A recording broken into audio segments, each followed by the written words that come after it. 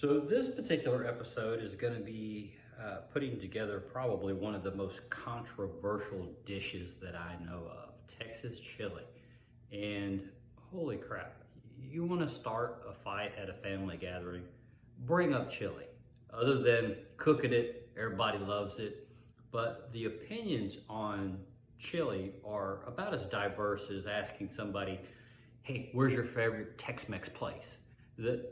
It's all over the charts. People that like beans, people that don't like beans, that add other stuff in it.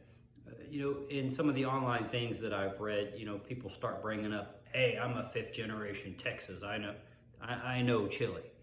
That type of thing, as if invoking your lineage means that you could make a great chili. Not necessarily, right? Now, me myself, I've had an excellent bowl of chili that had pinto beans in it. Liked it. But I don't use beans in my chili. Doesn't take much to add it. If you want it, it's easy. Whether it be homemade pintos, or you drain a can of pintos from the store, add it to the mix. Hey, it's whatever floats your boat. And that's really it. When chili was created, it was done on the range back in the Western days, and Cookie was throwing together the stuff that he had on hand. So whether it had beans, probably depending on whether he had beans that were already cooked or needed to add it to add more substance because he didn't have enough meat, things of that nature. So I'm not looking for keyboard warriors out of this one. This is my recipe that I enjoy. You can up it, you can reduce it, you can expand it, whatever floats your boat.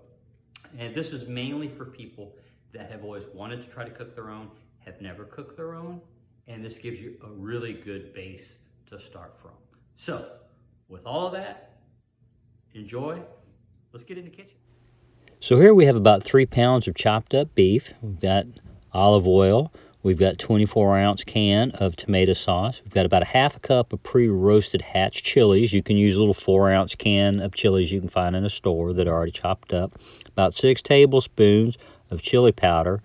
About a teaspoon of salt, and about a tablespoon or a little less of Comino. 1 medium-sized yellow onion chopped up there, as you can see. Now we're going to saute our onion in a little bit of olive oil till it starts to get a little translucent. Then we'll add in our chilies. Let them simmer just a little bit more. Then we'll be adding in our meat and starting to sear that. Now, I did forget about the cayenne there. I do add about a teaspoon and a half of cayenne into my dry mix that we see here. And we're going to add about 2 cups of hot water to that mix so that we don't have any chunks of seasoning in our chili for a bit. And see, it just incorporates a lot smoother, as you can see. We'll give that a good stir, get it incorporated.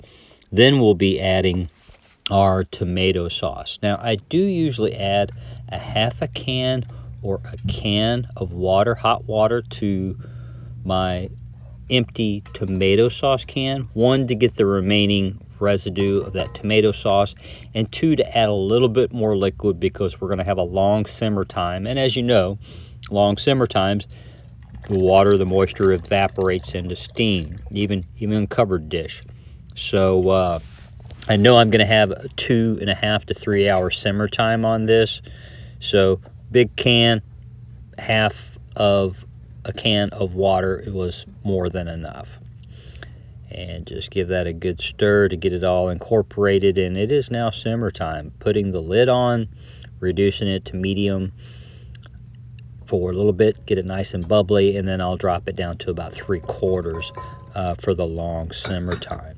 And here is a nice consistency that we're seeing in our chili. Our meat's starting to get tender, and the ultimate product, a nice steaming bowl of chili that could be served over rice. I hope you guys enjoyed that. I hope it was helpful for some that have never made chili, or perhaps those that have and they just like to try different versions. Whatever. Like I said in the beginning, chili can be such a diverse dish. So many things can be added to it. I've even had it with bits of corn and black beans put in it. It was pretty tasty. So it is something that you can create, make your own, add additional spices, things of that nature. Play with it. That's the fun of food, and that's why I'm doing this, because I enjoy cooking and I like trying other people's recipes. Simple as that. Hey, thanks for watching. I appreciate it. Like, please, share, subscribe. That way I can keep on. I've got some other things that I'd like to do. Not getting any revenue out of YouTube for this. Really not looking to that. I'm just looking to share with friends, family, and new friends like yourself. Thank you so much for watching.